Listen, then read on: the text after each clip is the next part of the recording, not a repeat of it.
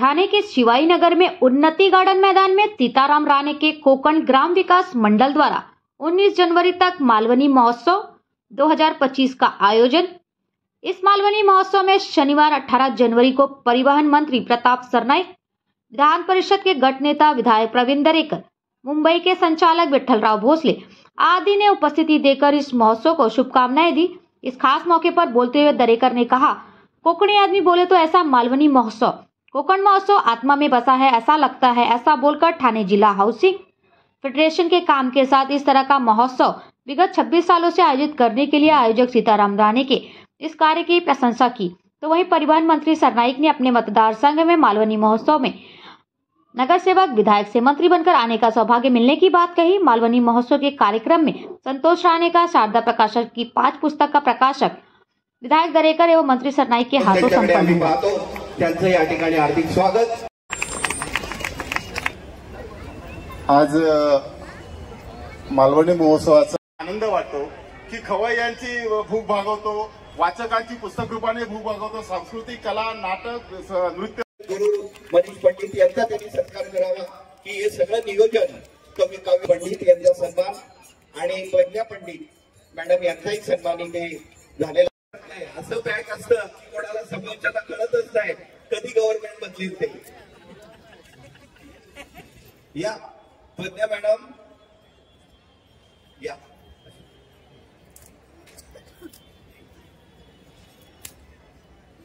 आपले मनीष डिजिटल गुरु आपले कुठे आहे की ज्यांनी हे सगळं नियोजन प्रज्ञा पंडित आणि यांनी केलेलं आहे। मी त्यांचं पुन्हा एकदा इथे कोकण ग्राम विकास मंडळाच्या वतीने आभार मानतो आणि हा प्रकाशन सोहळा जोरदार टाळ्यांनी आपण अनुभवूया। प्रवीणजी दरेकर साहेब, प्रतापजी सरनाईक साहेब आणि नेते मुंबई बँकेचे अध्यक्ष आणि विधान परिषदेचे गटनेते माननीय प्रवीणजी दरेकर, त्यांच्याबरोबर उपस्थित असलेले माझे मित्र सहकारी मुंबई बँकेचे संचालक भोसले साहेब, आपलं सर्वांचं या ठिकाणी मनापासून मी स्वागत करतो। खरं म्हणजे मला काही जास्त बोलायचं नाहीये, पण सगळं माहिती आहे आणि मी माझं कामाचं क्षेत्र काय आहे दरेकर साहेबांना माहिती आहे, त्यामुळे मी काही जास्त वेळ घेत नाही।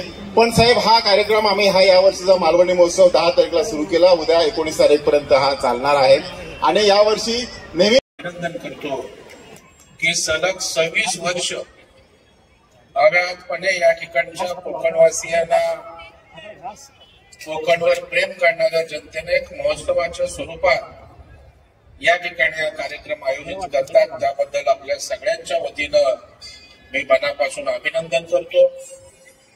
तसं पाहिलं तर मी कोकणातलाच आणि कोकणी माणूस म्हटला की कोकण महोत्सव, मालवणी महोत्सव हा आपल्या जिव्हाळ्याचा आणि आत्मीयतेचा विषय आणि म्हणून सरनाईक साहेब, आता माझ्यासमोर प्रश्न होता एक जिओ कार्यक्रमात जिथे बऱ्याच शेवटी तिथे आपली माती आहे, आपली माणसं आहे, त्या ठिकाणी आपण गेलं पाहिजे या भावनेतनं आपल्या गाववाल्यांना भेटण्यासाठी या ठिकाणी आवर्जून उपस्थित राहिलो।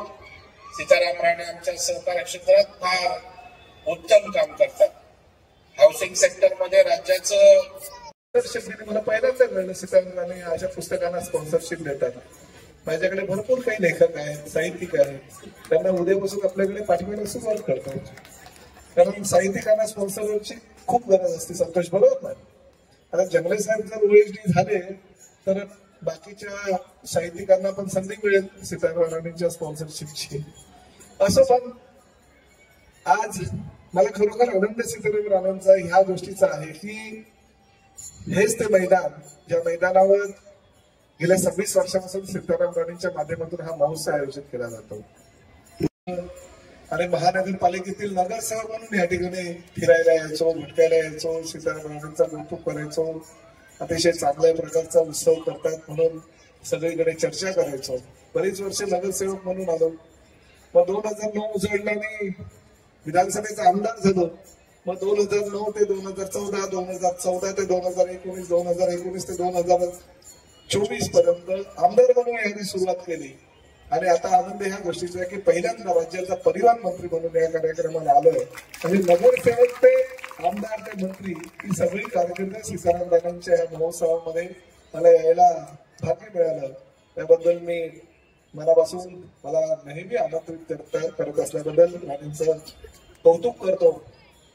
मध्यंतरी कार्यक्रमाला राज्याचे लोकप्रिय मुख्यमंत्री श्री देवेंद्रजी फडणवीस आले होते, परंतु त्यांना त्याच दरम्यान 11 वाजता दिल्लीला लँड करायचं होतं.